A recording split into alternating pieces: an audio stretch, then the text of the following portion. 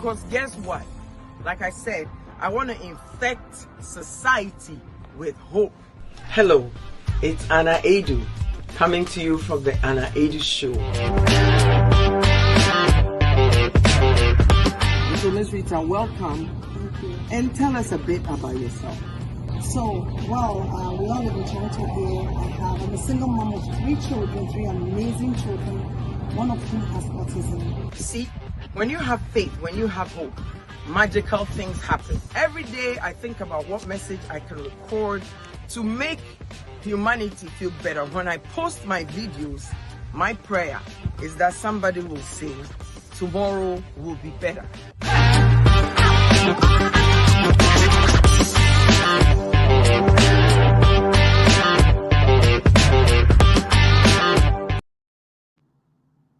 Hello everybody, hope everybody's staying safe, hope everybody's all right. Welcome to the Aidoo Show, the show that brings you hope, inspiration, and motivation. I'm your host, Aidoo, a motivational speaker as well as a life coach. As I continue on this journey of inspiring humanity and bringing hope, I am alive. Why? Because only positive stories come my way. Now, don't get me wrong. I do struggle. I have my struggles and everything. But always, I'm looking forward to coming with you with positive information, positive stories, uplifting stories, hopeful stories to make your home and your life a little better than how it seems sometimes. Again, welcome to the Aidoo Show and happy Black History Month. Today, I am excited to bring you 2 authors. As you can see, Roots of a Woman by Nana Yeboah and Mame Mother by Elizabeth Va. I truly admire both women. I truly do. Why do I admire them? I admire them because these are mothers, these are full-time employees and workers. These are women who have their struggles, but have found a way to live outside the box, to not be cooped up in what society says it should be. They are living their soul's purpose. Same with me. Everything that I do, as you all know, is about inspiration. It is about hope. I've held down a family. I had my struggles. I continue to have my struggles. I have my full-time job that I do, and I speak and inspire people too. So what today's message should be to you is that don't get caught up in the box. Learn to live outside the box. So this is the message these 2 authors are bringing. Today we're taking you to Ghana. Ghana. All right, my hometown. Yeah. All right, so we want you to enjoy. Stay back, relax, gather friends and family, and let them all come in as we listen to some poetry and we listen to some reading from our 2 authors, Nana Yeboah and Elizabeth Va. I hope I said her name right, because if I didn't, it's not going to be good. But yes, look for these 2 women, look for these 2 books and enjoy. But in the meantime, hope you're doing okay and you're all set for the Aidoo Show that brings you hope, inspiration, joy, and motivation. All right, so ladies, are you ready for me? Are you ready, Miss Nana Yeboah? And Miss Elizabeth, are you ready too? All right. So there she is. Hi, both of you. Hello. I don't know what happened. I hope you're as excited as I am, because this afternoon we want to take these people on a journey of inspiration, a journey of hope, a journey of living outside the box. You know, because life has a way of boxing us in, but you two have found a way to live outside the box. And that is what I'm excited about. That is what I want us to share with our audience today. So we have Roots of a Woman. Nana, wave to our audience. There you go. There you go. Roots of a Woman. It says here, Nana Yeboah Ya is a poet writing from within, beyond the boundaries of Ghana. She writes with depth, a reflection of a wide knowledge, experience, and understanding of the silent emotions of the suppressed. She's an extraordinary addition to body of poetry in Ghana and around the world. I have known Nana for years. I truly admire her courage. So we're going to start our interview with Nana. So Nana, please tell us a bit about yourself and what has led you into the journey of writing, hosting, doing so many things besides holding our full-time job and raising children. I think in the first place, you got to be a little bit crazy. I agree. I truly agree.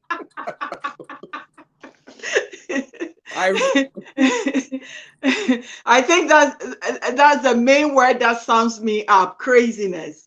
Well, that was just an aside. To be able to do that is the sum of who I am. Without doing what I do as a writer, as a host or talk show host and everything, it takes from me the sum in totality as part of who I am. So yes, I am a full-time registered nurse, what we call visiting nurse, in the sense that I visit people in their homes and I go to schools to see children who need care within the institution. So that is what I do for full time. And my other full-time job is also the writing, script writing, poetry writing, short story writing, and any kind of writing that I download my thoughts, emotions, and aspirations to. Right, right. And you and I met when you were performing at a place somewhere downtown Toronto. No, we met in Brampton, J. Nicole Noel. Right, Paperback Club, yes. Paperback Club. And you know, I have watched Nana Yeboah go through ups and downs. I have watched her work hard, have children, raise children, go through a lot of stuff. And I really admire her. The reason I admire her is that the spirit of giving up is not an option. You know, no. she doesn't give giving up a chance. You know what I mean? She's powerful. She moves. Even when she's struggling, Nana Yeboah moves. So I have picked one of her poems to read just to acknowledge her. So here we go. You. This poem says, stand strong. Stand strong. Stand firm. Be bold.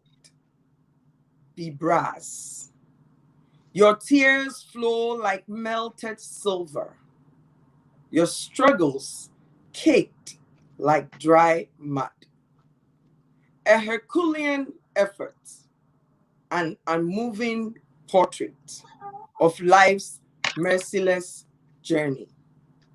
Write your name between the Iroko trees, lining the plains of our existence. Let the trees whisper your lullabies to babies.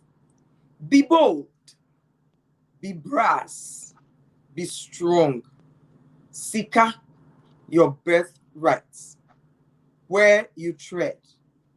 Only few can without nightmares. In your strength, enormous courage. In your heart, immense expectation.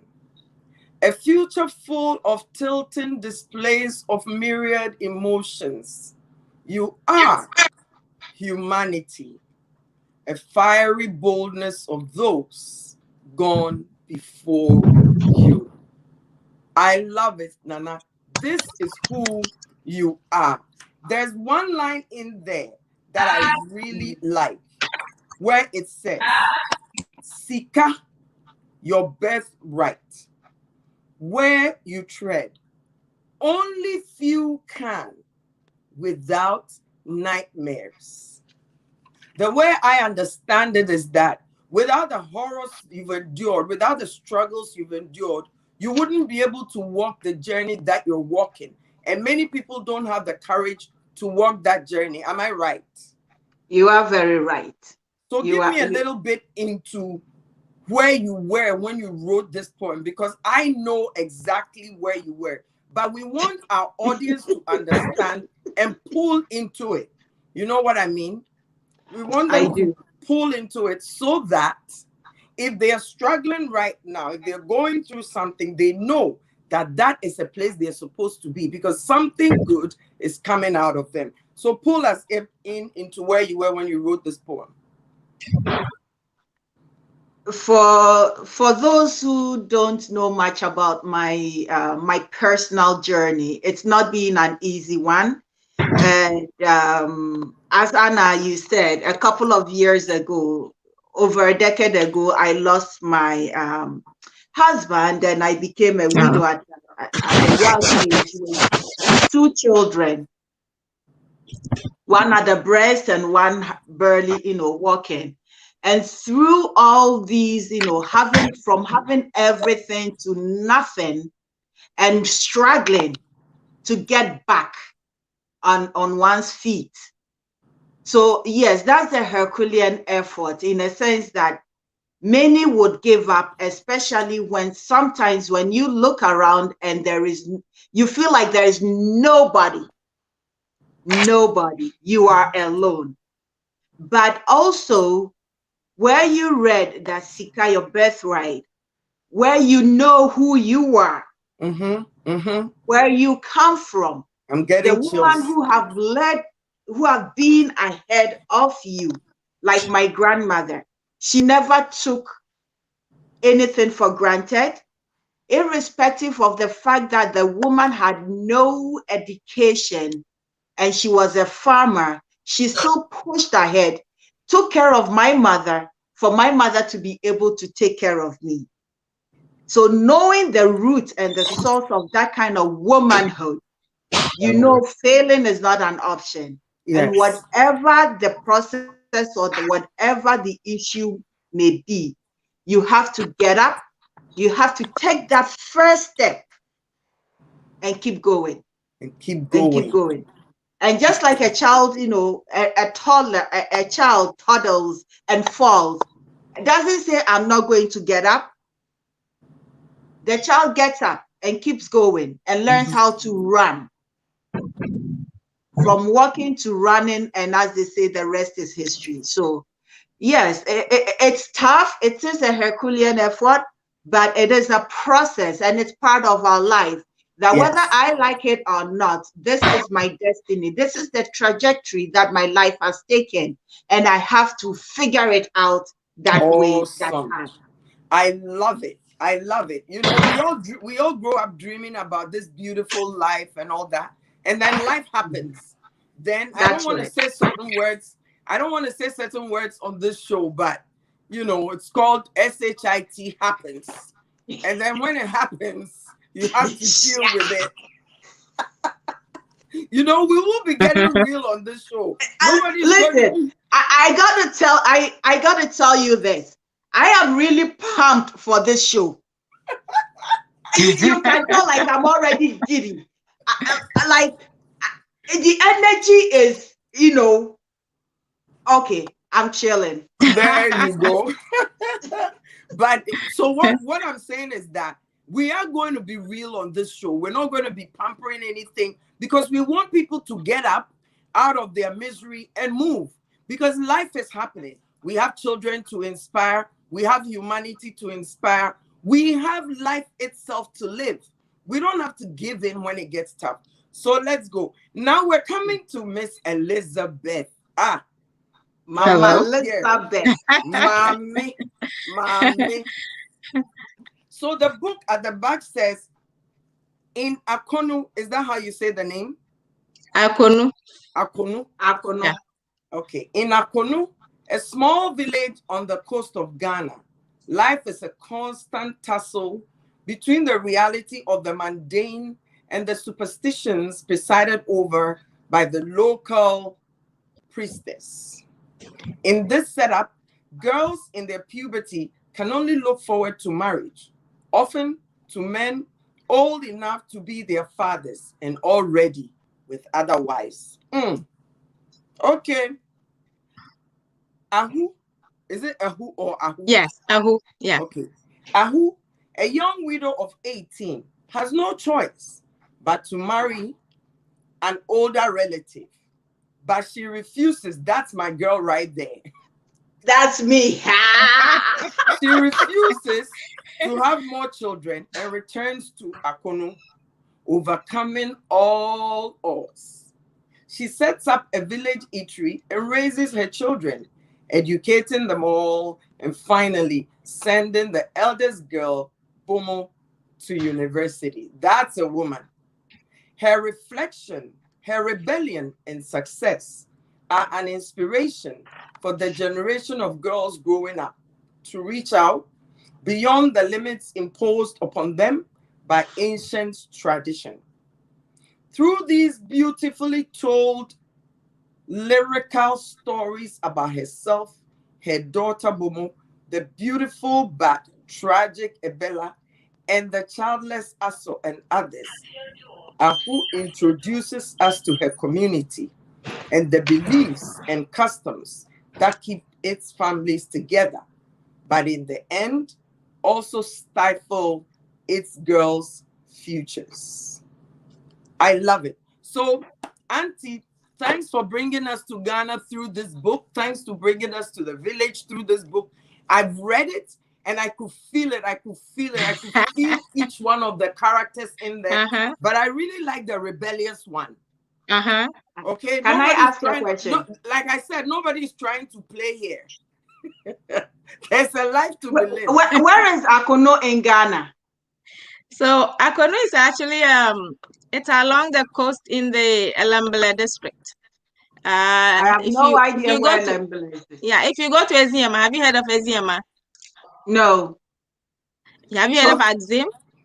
Yes. Axim, yeah. So Axim is along the coast from Axim to Nzema. In Nzema, yes. Okay. So after Axim, there are a few towns, and then Eziama, Ezululuanu, and then Ampin, then you get to Akono. All right. Okay. So viewers, Miss Elizabeth, let's call her Auntie Elizabeth, is a banker. All right. And then she has taken it. You have how many children? 5? Yes. All right. Hey, all right. Congratulations. All right. Thank you. All right. Go on. You do well. Go on. I learned it from my village. 4 girls and 1 boy. Yes. Oh, you were looking for the boy. You see? Aha, gotcha. My sister, let me congratulate you. You have done what God sent you here to do. Okay? Exactly. It's called Wire, dear. Let's clap for you. All right. So tell us a bit about yourself and what led you to write the book. Like, how do you go within and pull? I know I've been trying to write a book. I'm going to need the 2 of you to feed me and finish the book because it's not an easy job. So let's go. Tell us a bit about yourself and what the journey was like and what inspired you to write the book. Yeah, so I grew up in that village, Ekono. It's also called Bakanta. I think that's the one that people know the most. It's right now it's where Maha Beach is. So it's opening up, but it's a small, nice place. We have a beautiful, refreshing river right next to us, and then we have the sea. The men did mostly fishing, and then the women sold the fish. Some did some small scale farming and that kind of thing. So you can see, if you look at where the place is situated, going to school of any kind is not an easy thing. And I tell my kids all the time, you just have to stand here at the by the roadside and your bus comes for you. That wasn't what we had. Um, After the village school, up to class 6, then you have to go to middle school. Middle school is when you start crossing a river every day to go like 5 kilometers away and back. Wow. And you Wow. have to tread through all that just because you know that you want something better, you want something more. And Yes. you have a mother that wouldn't give up. Like she Yeah. couldn't do it, but she's not gonna, let She's you not going to slack. You have tolerate no your. excuse. She's not going to So take it. no, no, not at all. So eventually, then we made it to the city and to secondary school, what is called high school here, and then Mhm. to University of Ghana. And I did finance there. And then after So working there for a which while, high school did you go to? I went to SECO, Secondary College. It's in Secondary in Takoradi area. Yeah. So from there, and then I got married right after national service, because I want to follow my mom's. And she started popping the kids, popping So them. yeah, actually, before I finished the university and all that, but the thing is to stay focused.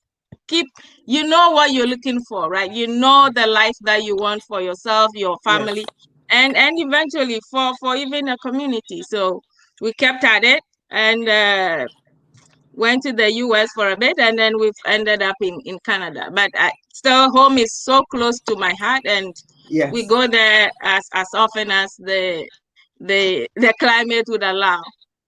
All right. All right. Yeah. So the book itself, Mommy, what informed the topic? What informed the top? Why did you make it Mommy?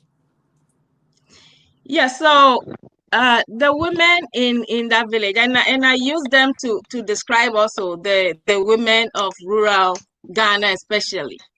Like recently, there was this news item of the woman that all she does is a very very small scale farmer, and her kid did so well, and she's doing everything she can just so that her kid can go to um, Yeah. university. Yeah. They are so selfless and so loving of their children, and And they want resilient. them to get somewhere. So when I started putting this book together, just Mommy was the title that I was going to go for. Yeah. I Yeah. started off because it's mostly in Zima culture and environment based. I wanted to use the Nzima word Omo.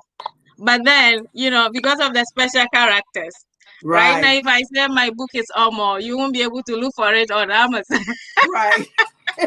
So that's why I moved it to Mami, because we say Mami as well, and Mami is well known in And then in mommy sort of Akan culture. resounds with Yeah, mommy resounds with everybody from every culture, mostly. exactly. Yes. Yeah. Yes. Okay. So then, about the women in the book, when you started writing the book, did you look back? I know sometimes when I'm trying to do something, I like to look back at my own story, some episodes in my own story, and I pick from there and I sort of bring it into and then reshape it.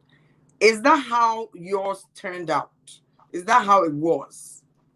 Yeah, so although it's fiction, most of it is actually looking at life within that area, right? What people have to go through. Right. But most experience is mostly based on mine because like that is how it felt coming out of there to go to school in the city and all the things that you have to deal with. So it was easier for me to pull that out.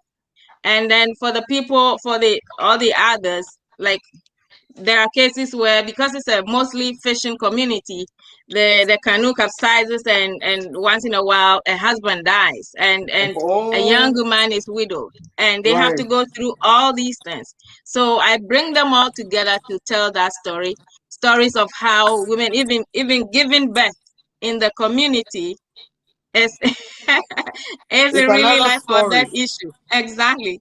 The least thing, and you're gone. And all these suspicions, superstition about who killed what and what, all that. It's It's just life in a, what is it?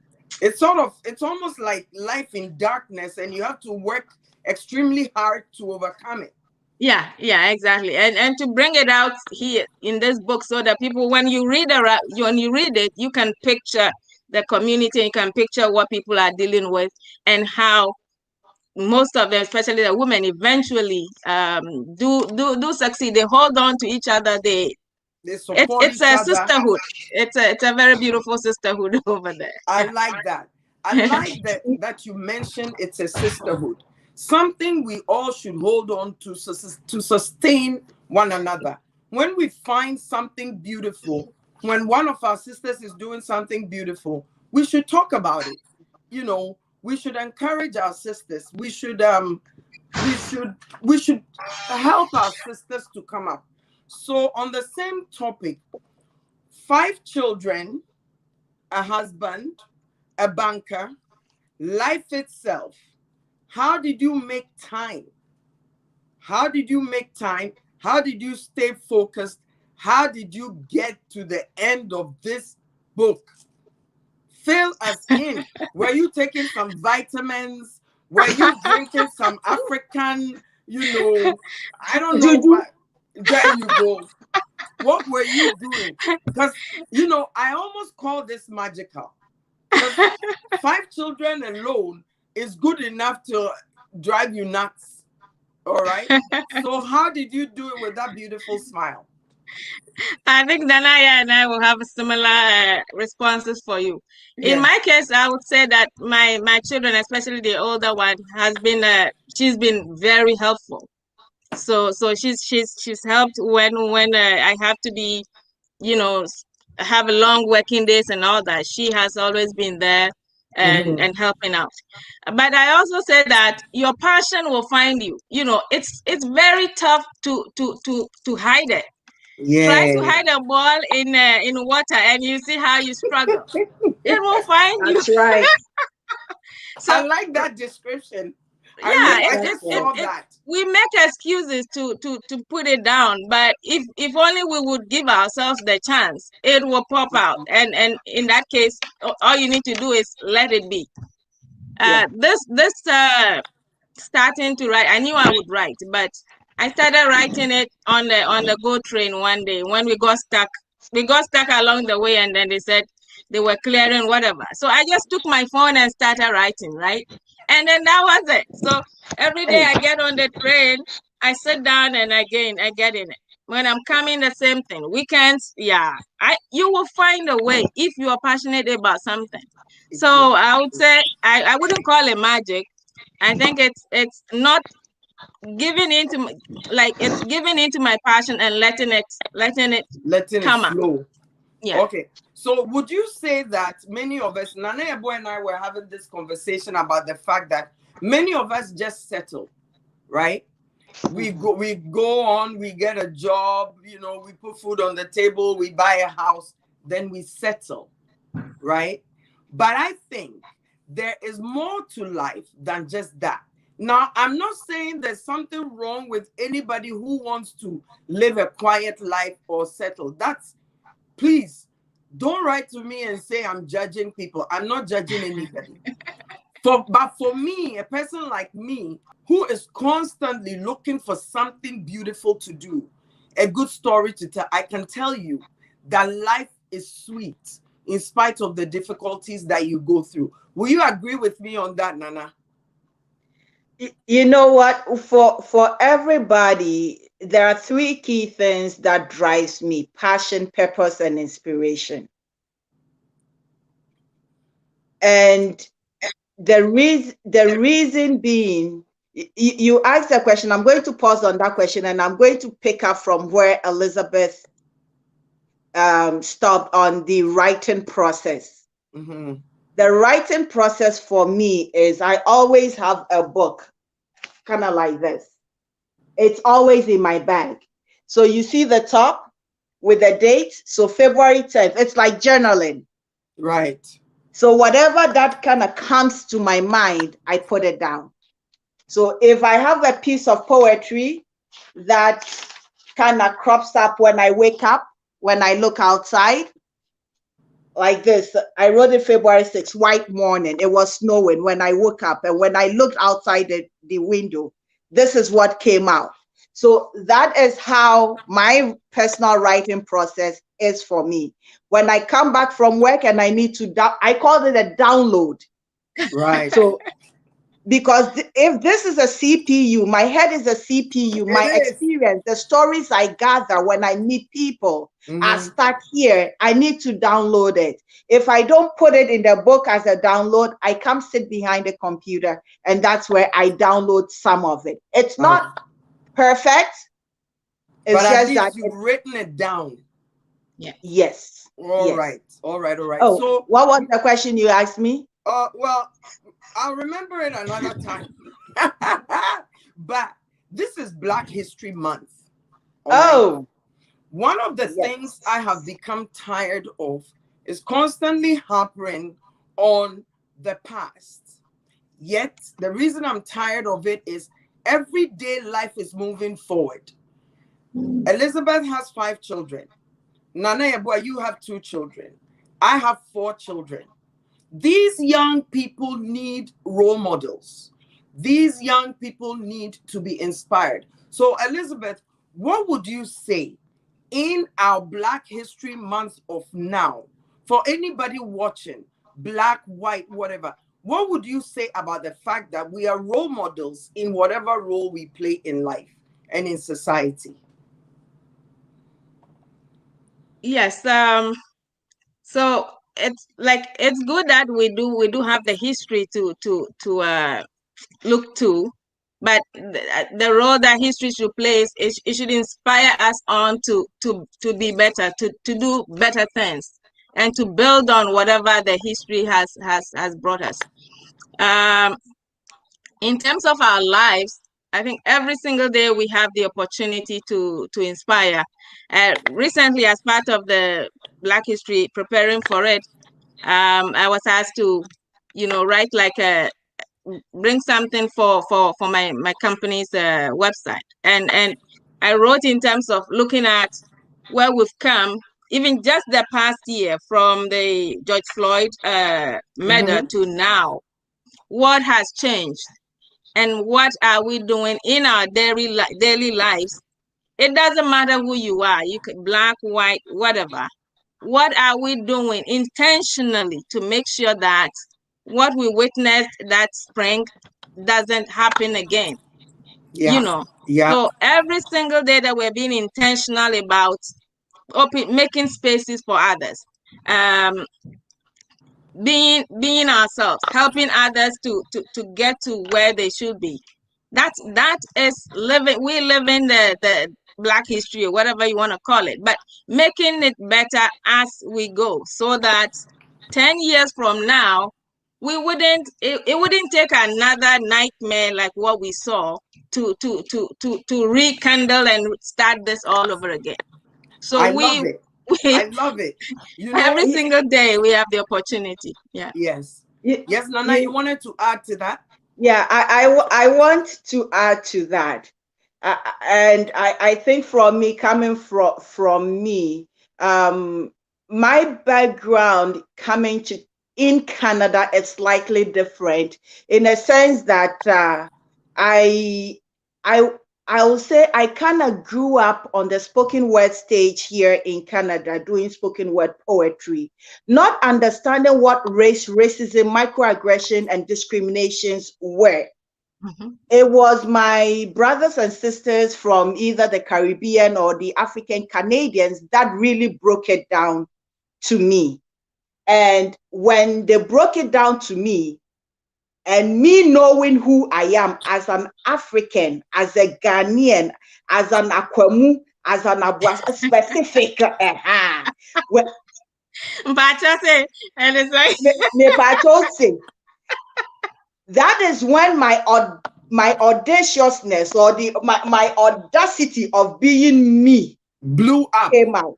So when I walk into a room and I need to address something, madam, I am addressing it from my great great great great great great great. Aha. I I just got goosebumps in the, and it drew my attention. What you're saying drew my attention to something that I don't think those of us that were brought up in Ghana and in Africa understand. We don't. You just spoke about something. Same with me. I began to understand racism and discrimination and everything when I got involved in the community here and started meeting my brothers from the Caribbean and all of that. That was when I began to understand slavery. You know, that was when I began to understand my Blackness, my Africanness. That was when I began to understand the jewel itself that God has placed in me. So, for example, before, you know, I know where you're coming from. When somebody says, oh, that person is white, they won't allow you to do it. I'm like, why? This is how I used to be. I'll be like, why? Because we're coming from a place where our teachers are role models, doctors are role models. I mean, everywhere we go, in school, at work, outside, everybody looks like me. Yes. So my sense of self, my sense of power, my sense of possibilities is endless. Yes. Then we came to North America. But remember, when we came, that thought did not change. No, right? It didn't. But then we had to go through the shock of, because you're black this, because you're black that. Miss Elizabeth, in your life, and you're with a big company, how do you find yourself? Do you find yourself you have to navigate, step lightly, and all that? Do you find that? No, and thanks to how I was brought up. Like I just told you, growing up there, I felt that the only limitation was how far I can go in my education. So long as I studied and got the profession, there was nothing that would stand in the way. And even still, that's what's in my head. Most of the time, something happens and I tell my kids, they're like, oh, you see, I have no clue. I have no clue, because to me, if it's something that's in my area, or I feel I have the skills and to do it, I'm gonna go for it. And that is great. That is great. But for some of us, I think our realities, you know, we work different parts. And within healthcare, I have come across so many people with, you know, those kind of microaggressive behaviors. I'll report you to your manager, whatnot. And you know, and they know, and I know it's not because of what I did, but it's the color of my skin. I'm the wrong woman to address like that. I love it. The beauty of it is, you know, it took a while for me to get it, right?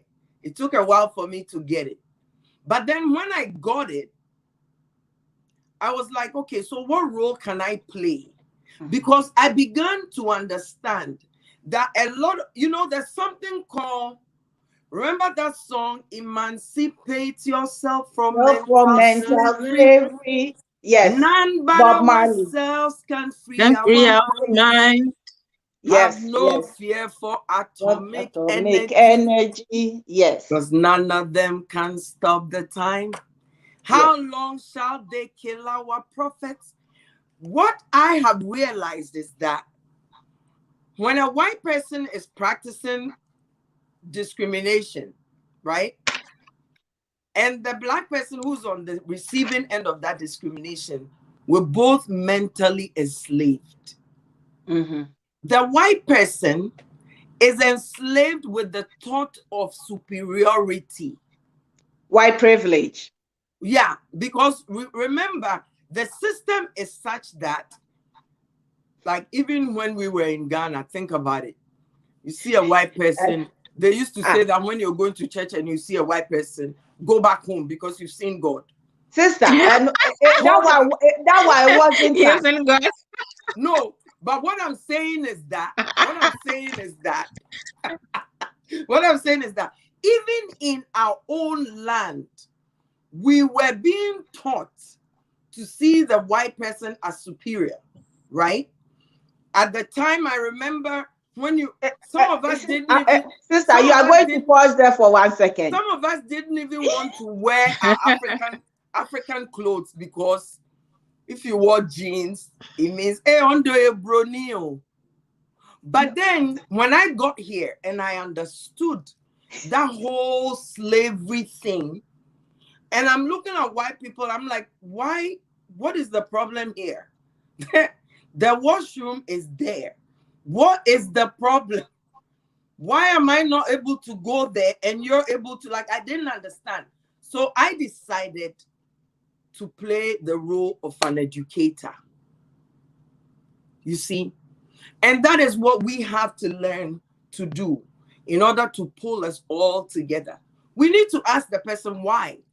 Like, why? So, yes, go ahead. I jotted out some notes when we started this discussion. When we discussed about why we always have to go back in history. We all know the principles of Sankofa. Right. Sankofa Wohoyenchi. It is very key. And as a writer, writing from a writing perspective, whether I'm doing the storytelling, the Anansi storytelling, or whether I am writing children's Anansi books or rewriting them from childhood, or whether I'm doing poetry, these are all within our traditions, Sankofa. I am within it. But also when we are talking to our brothers and sisters, in the diaspora, there is a break in the story, in the narrative of the enslaved and those of us who were left on the continent. And that is the bridge that I personally bring into the picture. The Awesome. narrative of the family that was broken, that remnants of us, some of us are on the continent, some of us, when you trace, ended up in Jamaica, some ended up in Americas, maybe down south in America, Mississippi, Alabama, all those places, all those things. But who and how are we telling the story? The reason why I write is the importance of storytelling, the importance of voice. You did mention that because that is the narrative, that is the story, the power of the story that has been told, the power of the Bible stories that were told to us as children, the power of all those things. Okay, so hold on a moment. I'm coming from the same place. That is why I asked Elizabeth, because she's in a broader, a huge company. Right? Because let me tell you something. If you were lucky to have an education in Ghana like the three of us did, if you were lucky to be enlightened, that somebody helped you open a book and to read it, confidence was built right there. So therefore, when you're here in the Americas, like Nana, you said, like Elizabeth, you said, we have a role to play. We have a role to play in the sense that slavery has left people wounded, whether we like to accept it or not. Would you agree with that, Miss Elizabeth? Yes. Yeah. The whole, like, because once you are uprooted, it takes a while to resettle. Yes, it's like you take a plant, you uproot a plant, it's done, right? It would take a long time for a fruit or anything from that plant to actually regain that strength that they had. And yes, we have that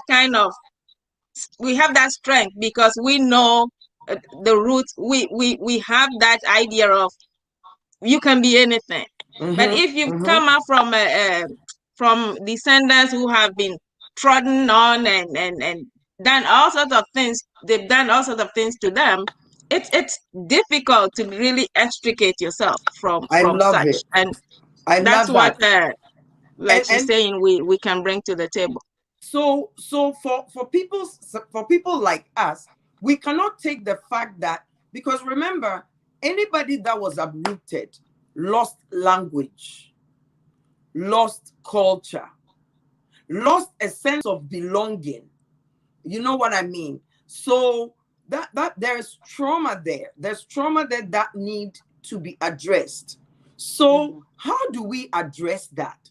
By you writing a book and standing tall, talking about your village, showing some of the cultures in your village, so that somebody whose ancestors were uprooted can now take the book and can point to a place. You see what I mean? To have a sense of belonging. When Nana writes a book, I love it when Nana performs, because Nana comes in her authenticity. She comes in her African authenticity. I like to come in my authenticity as an African woman, as a mother, as a daughter. Why? Because I know and believe that there are thousands of people out there who need something to hold on to. But there's a song in this book that I told Elizabeth we're going to sing, and I hope you know how to sing it. You know, so you know that song, Sisumbo, Tabumum, Yeah. Sisumbo. Nana, you know it, right?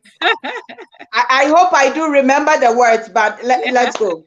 Nana, Miss Elizabeth should be louder, because some of us are a little, you know. All right, so are we ready? On the count of three. Yes, I'm trying to find it. It's Okay. on page 63. I don't have the book. Well, we'll get it to you one day. Miss Elizabeth, after this, I'm giving you my address. You are sending me a copy. Definitely. And this song, Miss Elizabeth, was sung when people were... Tell a story behind it first. Yeah, so this one is part of Bella's story. So Bella is a young woman who so beautiful and like, you know, that tall with the, you know, how our Yes, the neck has all those teacher. things in there. Oh, so cute. Fresh girl. Exactly. And Black she's beauty. exactly. And the parents wanted to marry this elderly man with money and multiple wives. He wants She fresh ends up, meat. I know, yeah. But she has someone that she loves, you know. So this story is telling us about what she had to do, and her man and the rest of his team go to sea, and describing what happens when they are going to, you know, they have their canoe, everything ready, Yes. and then they're going sisi umbom tabunumbom. Okay, but before we sing it, let me read the paragraph before that. Right? It says, once they were okay. Meanwhile, Mama continued on in the canoe. The rope allowed the canoe to go up to 10 kilometers out to sea if they needed to. On this day, when they had gone for about 1.5 kilometers from the shore, they came across a school of herring and other fish and began to cast their nets. Once they were confident they had trapped the fish, they turned around and rowed back to shore in high spirits, singing excitedly as they rowed. Sisimum, taboom, boom, sisimum, taboom, boom. Iyo ya ofarede kwa tabono kwan konechiro sisumbom tabonumbom sisumbom tabonumbom. Oh my goodness. Ladies, this has been amazing. We could go on and on and on. I know. But today we have touched on living outside the box, living your purpose. We have touched on the role we have to play as those of us, we will say by God's grace, who were left with our culture, our language, community. We have talked about how we have a role to play to inspire the next generation, not only our families, but all others who want to see, who also need to see some light to go forward. We touched on the fact that we brought up the topic of George Floyd. The beauty of George Floyd's issue was that it brought people from all over the world. There were riots all over the world. At the end of the day, as tragic as his death was, it brought humanity. And the fact that humanity cannot sit and let wrong happen. So this Black History Month, I want each one of you out there watching to pick something to do that will be the light for somebody. Because you see, in every darkness, there's light. When you light one candle in the dark and you touch other candles with it, it lights up. So Miss Elizabeth, what final words do you have to say to our audience? So my final word, and I will chip in something else a bit unrelated here, is to do the best that we can. Make sure that we live wherever we are, we go somewhere or wherever we find ourselves. Let's leave our positive selves there. Let people see us in that light. I've recently also picked up a fight on not a fight, but a petition in Ghana with regard to the way that illegal mining is destroying our water bodies. I talk a lot about the river in my hometown, and yeah, if you saw that river, you would feel like jumping in it. So when I see when I see on the way to my village all these rivers along the way, Pra and Cobra and Tano and all those ones destroyed, I feel like crying. And so that's a fight that I've picked up as well, that all of us here we grew up there, or we've been here and we've seen how places like Canada protect their natural resources. We should add our voices to it, and let our people know that people are coming home and they want to come home to the authentic life that is there. We can't destroy it. Beautiful, beautiful. Yeah. So we'll do that. And Nana, what is your final and Elizabeth, we're going to come back to that one of these days. Yeah. Okay. I will pick up from Sister Elizabeth. Your voice matters. Wherever, whatever it may be, our voices are very important. As Black women or as Black people, we ourselves are working politics. And it is very important we tell our stories from our point of view, as Sister Elizabeth is doing. You telling crucial stories that need to be told. And I'm doing my part to do my storytelling. And Sister Anna is also doing her part to tell the story. We cannot wait and be gone. This is legacy building. And you said, how do you want people to remember you? Yes. If you do not write that story, who will write it for you? And when they write it, will they write it from your perspective or their perspective? Thank you. I do appreciate both of you. And what I want to say is that one of the things I find is a hindrance to some of us is that we like to say that I'm a Christian, so I don't talk. I'm a Christian, so I'm quiet. I'm a Christian, so I'm not going to address that issue. God never said that. You know what I mean? So if you want things to be well, like Nana Yeboah said, you need to open your mouth. We need to stop hiding behind Christianity and begin to be bold and brave. Being bold and brave doesn't mean we are not Christian. Christ needs his children to stand up and speak. In the meantime, this is the Anna Aidoo Show. We'll be coming to you every Saturday from 12 to 1. Do follow me on Instagram and Facebook, Owusu Prempe Aidoo, as I bring you inspirational stories over and over again. And also, look forward to another segment that I'll be bringing to you, Let's Talk with Anna and Friends. So until next time, if you have any questions, don't forget, hook me up on Facebook, follow me on Instagram, follow me on Facebook, Owusu Prempeh Aidoo, as I work to bring you more and more inspiration and love. So let's go. Sisimbum, tabumbum, sisimbum, Tabun bom. tabumbum, iya ya dawaya. Iyo ya zawaya. Hey, you see? Ah. Ofarenye kwan tabuno kwan konechiro. Sisumbom. Tabun bom. Tabumbum, Sisumbom. sisimbum, Tabun bom. tabumbum, sisimbum.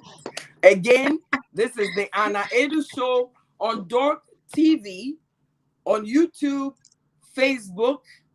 Follow me on Instagram at Owusu Prempeh Aidoo.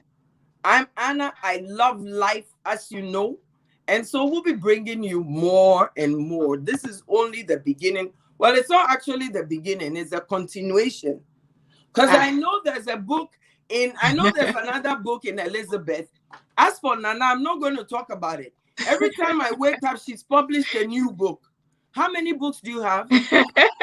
There are 4 books in publication and others in the works. Oh my God. Excellent. You see? That's so beautiful. So ladies, thank you so much. Let me read the should I read the strong or Nana, do you want to close off with one of your own?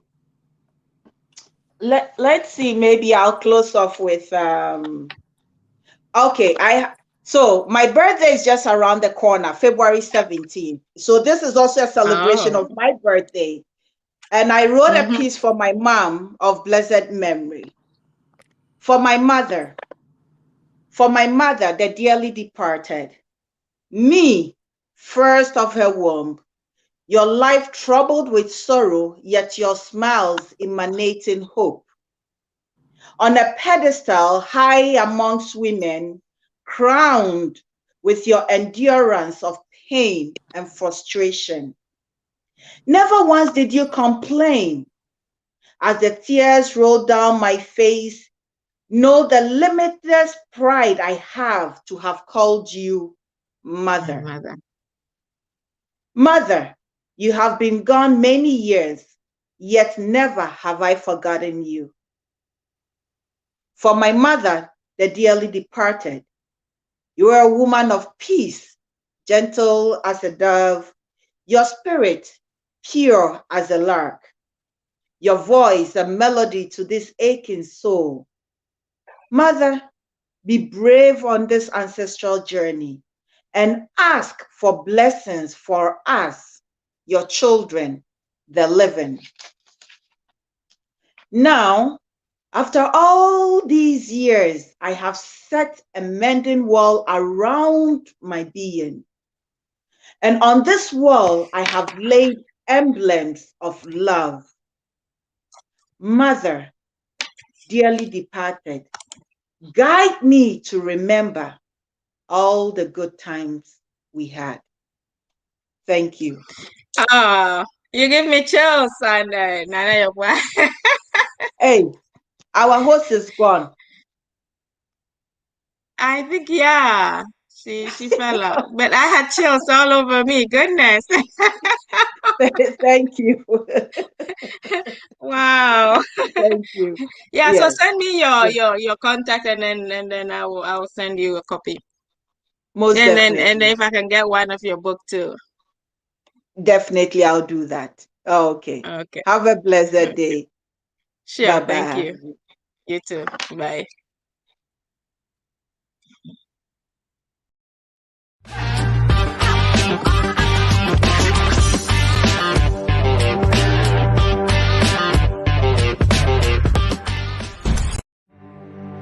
TV.